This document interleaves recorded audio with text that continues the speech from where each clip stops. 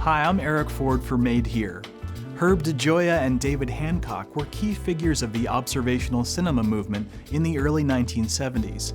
They created a series of films called Vermont People, which documented life in rural Vermont, exploring aspects of working-class America. Peter Murray, from 1975, profiles a traditional furniture maker in Charleston, Vermont. You can watch 3 films from the Vermont People series and other great Made Here films streaming on our website and through the PBS app. Enjoy the film, and thanks for watching.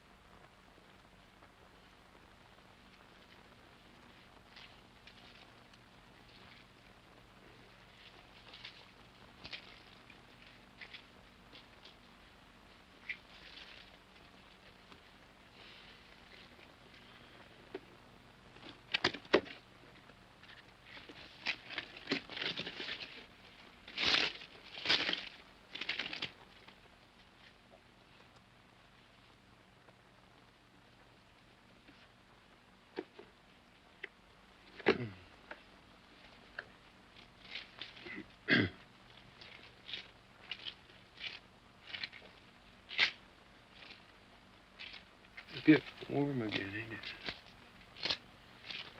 Thought we were gonna have a thunderstorm last night. It was gonna clear up today.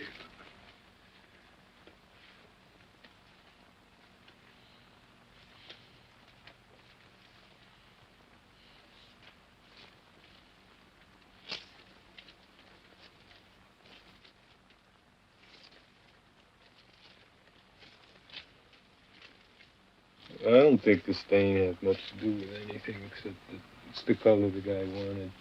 He wanted it to look. It's really his color, too. And then this fella I know, I've known him for about a year. He's kind of a friend of the family. And, he's watched the chair for a while. He decided that he had enough money to get one.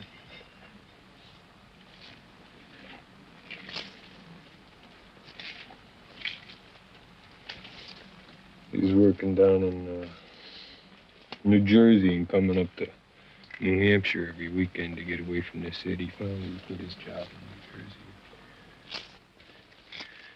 I used to have a fantasy when I was really young boy about living in a hole in the ground out in the middle of this maple stand that I knew. And ain't nobody know where I was, you know. I could go into town at night, steal my food, go back. And I went, you know, like every boy does, I guess, when they get into puberty or when they begin to wonder about the world. And, you know, the city really drew me. And, you know, the pool room, penny arcade, rock and roll shows and that. And I was really into all that for a long time, man. I went to California and back, you know, in the days of the hate. And when I came back, I really was fed up with it. I mean, I had burned everything off that I had to offer, or and I realized I couldn't exist. One thing I realized out there in California was that I couldn't exist in that kind of world where, you know, somebody else was always your boss. And it just went on ad infinitum. And when I got back to Connecticut, I began to go back to the woods that I lived in when I was a kid. And I really felt like I was home. And I just wanted to do something, you know. And it all started with a simple thing like getting wood for your fire. And when you're alone in the woods, there ain't not much else to do. I was vegetarian then, and it wasn't a question of hunting my meat or anything. And there wasn't much else to do. And I really just fell in love with the trees and pieces of wood I'd see on the ground, and realized that was more beautiful than any sculpture I'd ever seen, and there wasn't much room for improvement. That nature herself was the artist. And the first few carvings I did, just sitting in, whittling the rod off wood and stuff, just to see what was underneath all the wormholes and all the stuff that had gone through dry rot. They were small, and they didn't change much. I wouldn't allow myself to put any image into it because, you know, she was my teacher, and it was really presumptuous of me to begin to say you're this or you're that. And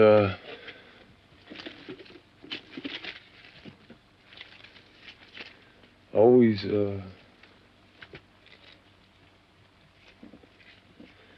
well, they meant a whole lot more to me, and they said a whole lot more to me than they said to anybody else. I still could never bring myself to make an image out of a piece of wood, to get into sculpture or anything. And I had to recognize some way to give her to the world, which was, I recognized the need for it, and that there had to be some exchange with man's world in order to support myself and in order to me to further my work.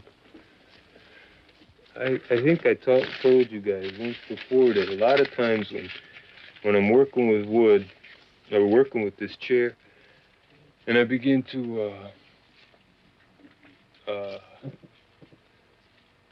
say, you know, I'm getting tired of making rocking chairs. I want to run off to the woods or something. I got to bring my head all the way down to the action of the knife blade on the wood and realize that no matter where I was, if I was out in the woods or where, that I'd be doing the same thing, you know. I'd be cutting wood, so it doesn't really matter, you know. What I really do is make these wood chips, and this just happens to be what comes out. And that's the way I really think of it, because it's the only way that enables me to keep on doing this particular thing. And a lot of times you have to get that microcosmic. I guess in a way I kind of worship the knife is pretty much a religion for me. And one time I really had to make a choice. I was an artist, you know, or a painter.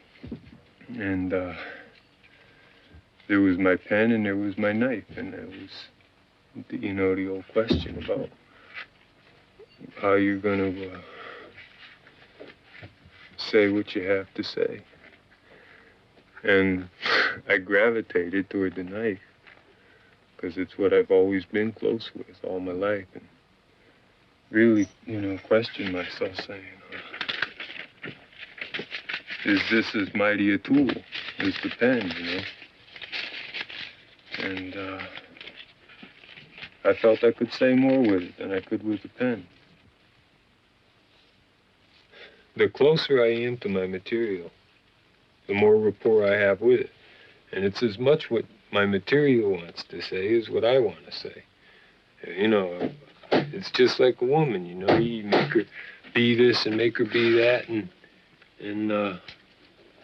you don't benefit from a relationship then. There's no understanding and you don't get anything back. It's a one-way trip. and if you control your material with technology, with planers and table saws and belt sanders, so your work suffers for it, and it becomes just as cold as, to me, as you may just as well make it out of plastic, because for the relationship you've had with it, it's that cold. It has no light. The more energy you put into a piece, the closer you are with the piece, the brighter its light. It's going to take on your light, and it has a light of its own, and it always will have. And whether people know they see it or not, it's there, and they sense it. Some people can see it.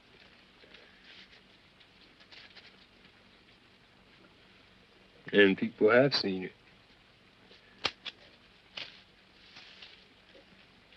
But it doesn't happen with a piece of machinery. I know it doesn't.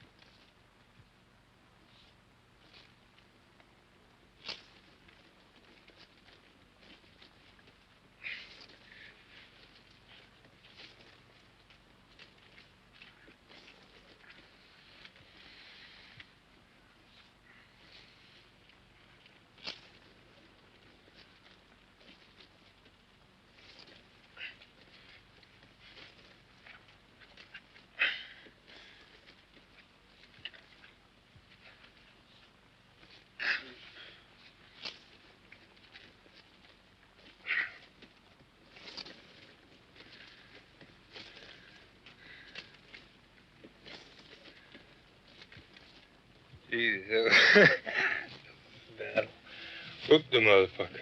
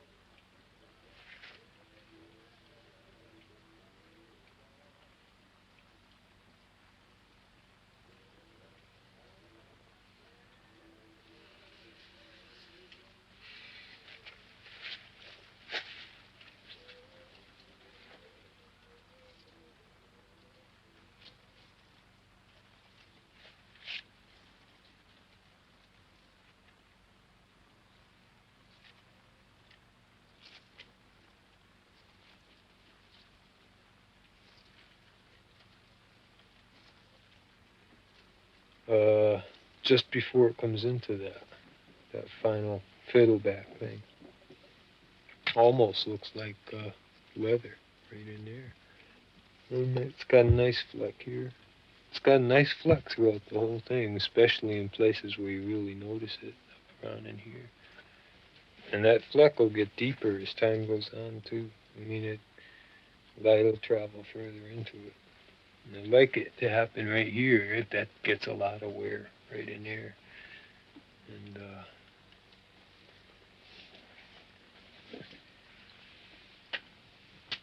actually, most all of them singularly nice looking pieces of wood. That's almost fiddled back right there too.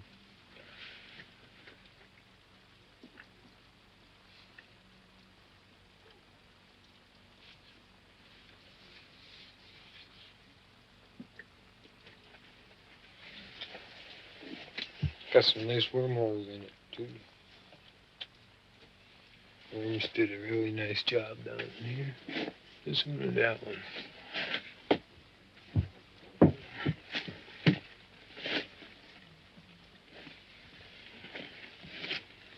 This one. You know, they're doing the same thing I'm doing, man. They're living off the piece of wood and this stuff.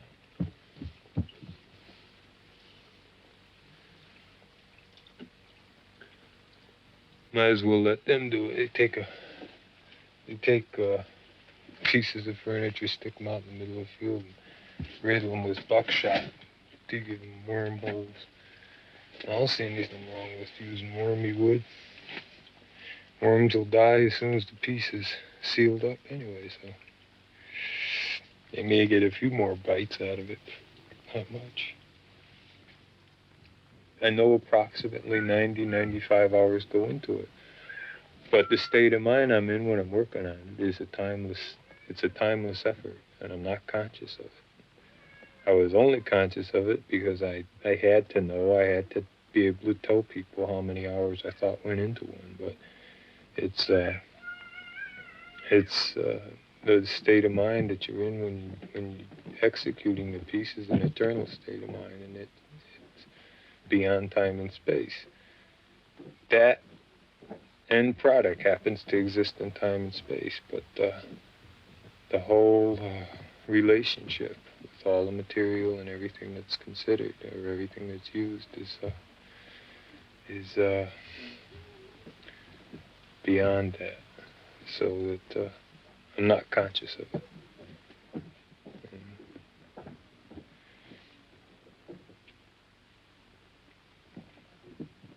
It happens to work out, which is really, really nice, in that if you want to use clocks and stuff, in that 30 degrees of the sun, one cycle, 1 month, you know, one cycle of the moon,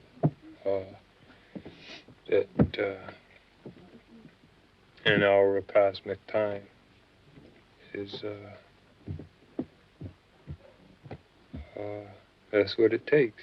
And no matter if you start out and you got, you know, a good running start on it, you're going to take every day, you're going to be working on it for 30 days or however long it takes the sun to make that transit. It's worked out so that it'll take a full month to do it, and you only work on it when you want to work on it. So.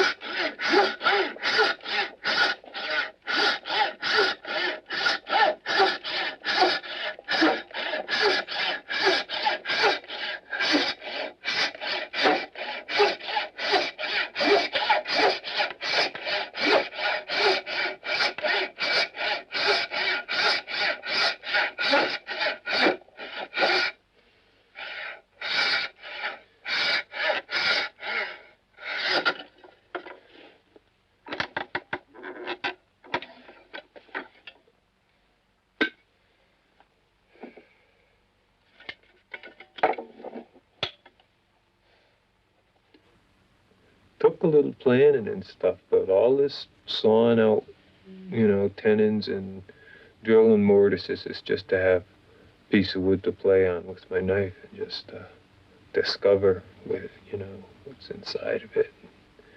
And that's, my primary function, is just to play with the blade over a piece of wood. Everything else that happens is just,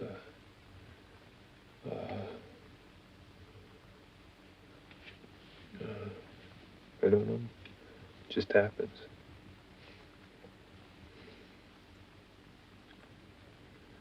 And I have to chuckle about it sometimes because I know there's a lot of woodworkers that take that shit about angles and where everything is, and they're so totally into mathematics and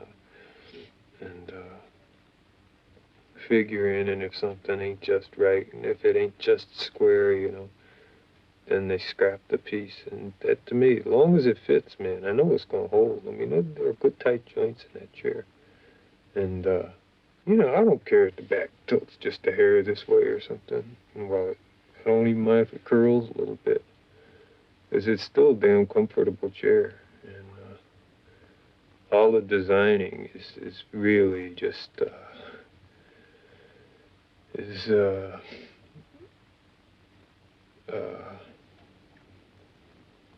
of not that much import, and the actual designing is done with the edge on the wood. That's where that's where it's discovered, and it's not discovered until I begin to work with my edge. I mean, it's much more subtle than something that's carved or something that's has embellishment on it or something, or design for form. That all the discovery takes place with the action of the edge on a given piece of wood, and what's underneath it, what's in it.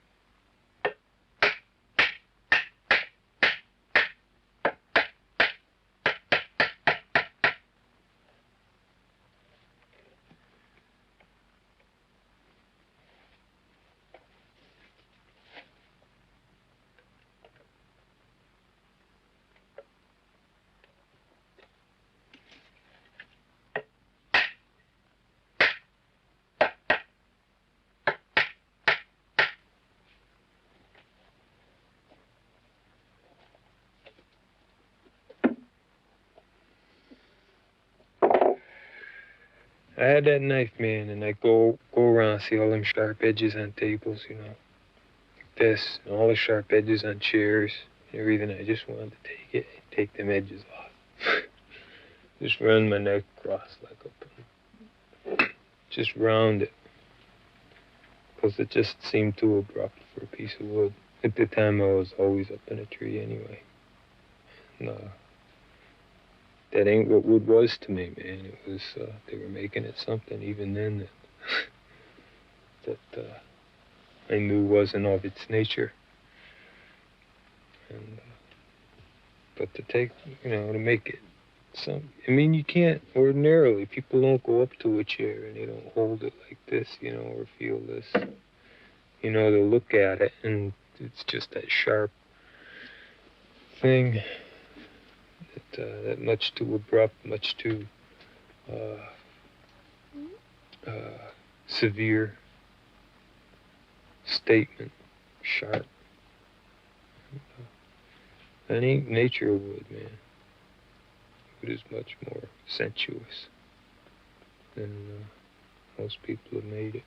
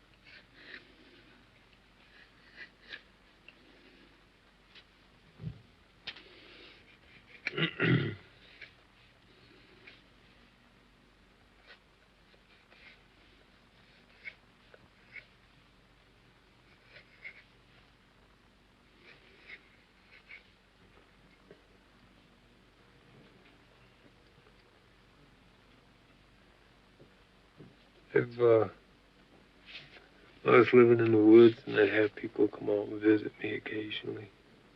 It was really great to be able to turn them on to that silence. And that to come out and they'd feel they'd have to talk to me. And there's nothing to say. You really realize it when you're out there with, you know, just nature around you. And you just stop talking. And then eventually, you know, there was nothing for them to say. And they'd feel a little uneasy for a while, but occasionally they'd begin to listen to that nothing, and they'd really like it.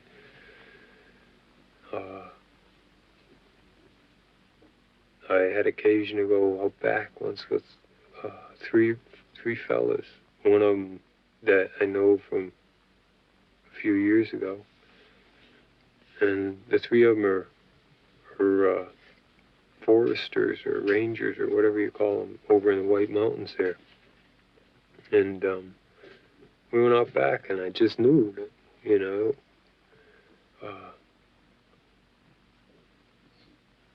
I didn't have to feel uncomfortable about not saying anything because I knew that they understood.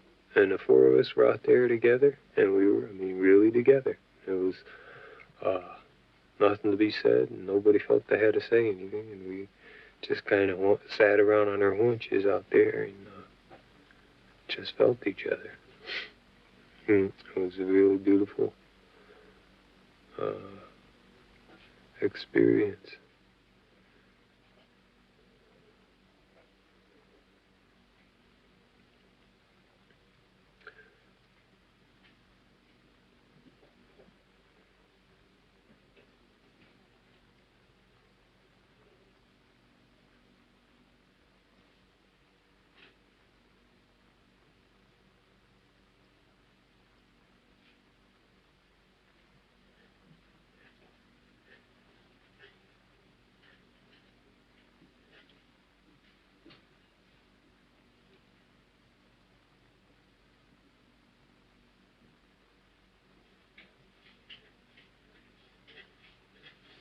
This is why I like the winter up here, because any sound almost really rubs your ears wrong.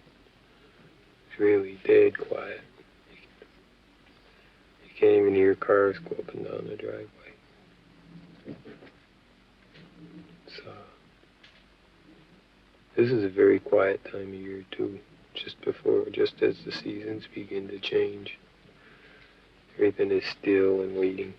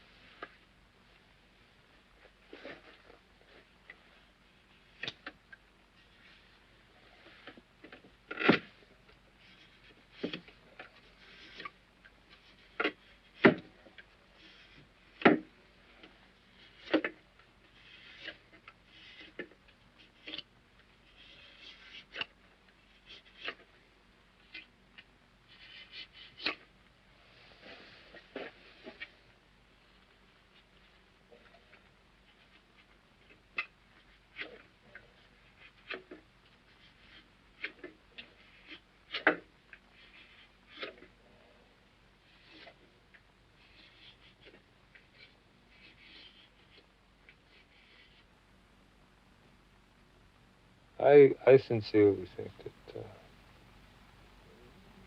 the maple needs a stain to show the wood up. I mean, I see a lot of things when I'm working it, you know. I know people don't see when they look at the chair and a way to present it.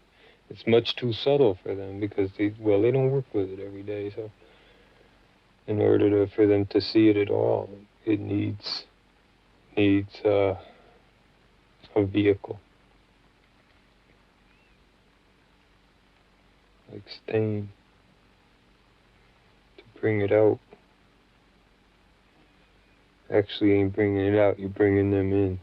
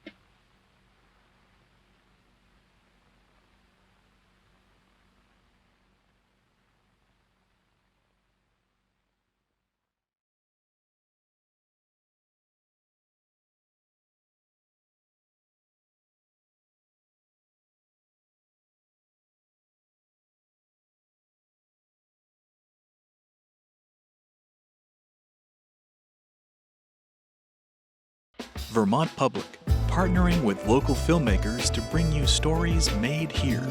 For more, visit vermontpublic.org.